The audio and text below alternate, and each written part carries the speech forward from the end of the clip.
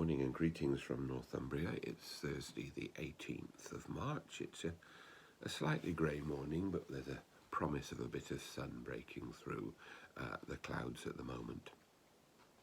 We celebrate today St. Cyril of Jerusalem. I'm not going to say much about him, except that he was often involved in controversy in order to establish the truth as he saw it and as he understood it about who Christ was and Christ's significance for us all. But I do want to just touch briefly on another dispute, a more recent dispute. A dispute, in fact, yesterday that most of you will have missed, and you probably do better for missing it. But vicars sometimes see these things because we're looking for them. The Church of England itself yesterday got itself into a bit of a tizzy. It does that quite often, but yesterday was for a particular reason.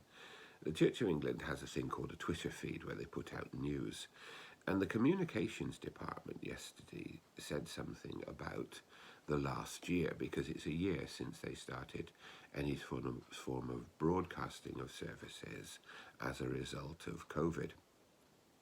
They said and listed very properly all the things they've achieved, the number of services, the opportunities for people to engage with the church through their work. But they concluded with the phrase, "We've loved every minute of it." And this, of course, as you might expect, set off a lot of discussion.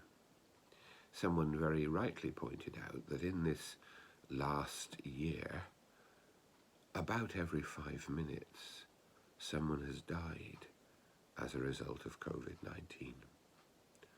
That in this last year, many people have lost their livelihoods. In this last year, many people have been unable to be with loved ones. And above all, if you're thinking about the Christian perspective, in this last year, we've been unable to worship and share the sacraments for much of the year. We haven't been able to do the core job of the church, which is to bring people together and connect them with Jesus through the sacraments. And although the Church of England Communications Department can be justly proud of what it's done, its response, as someone said, was tone deaf, because it forgot, in its pride of its achievement, the terrible situation. Next week, on Tuesday, on the 23rd, there's going to be a day of recollection, a day when we can think about this last year, a day when we can lament, when we can offer prayers to God. And I shall be saying more about this at the weekend and on Monday, and the opportunities we want to offer people to be able to do this. But I want to say this. It's not the job of the church just to make people feel better in a glib way. It hasn't been the job of the church in this last year to enable people to pretend that we're not facing the biggest crisis of most of our lives.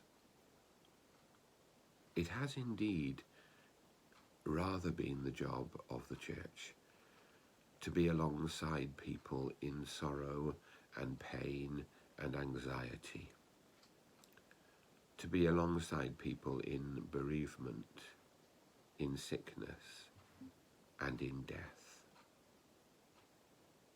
When Jesus looked at the crowd, he saw them like sheep without a shepherd, and he ministered to them. And everything that we do and have done as a church, and everything that we should continue to do as a church, should be to follow that way of Jesus. Jesus is not gentle Jesus, meek and mild. Jesus got into heated arguments with the religious leaders. We see that in the gospel today. Jesus was sometimes angry at the responses he met. Jesus, above all, looked with love on those who needed his love. That's the role of the church in this time, to be alongside people. And there is no doubt in my mind that most people in the church, most church leaders, have done their best to do this. We haven't always done it perfectly, and I've certainly not loved every minute of the last year, because I still left with the pain that for so many weeks we haven't been able to meet together and do that which is at the heart of our Christian faith, to follow the commandment of Jesus, to break the bread, to share the cup, to live his life in our Christian churches and communities, so that we may be more well equipped to go out and serve Jesus in the world. This year has been a fast and a deprivation.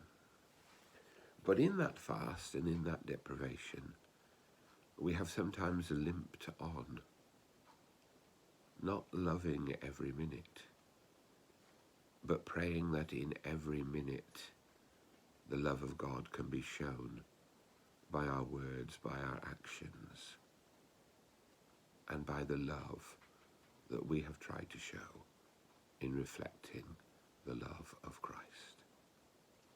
May God continue to bless us as we seek to do this.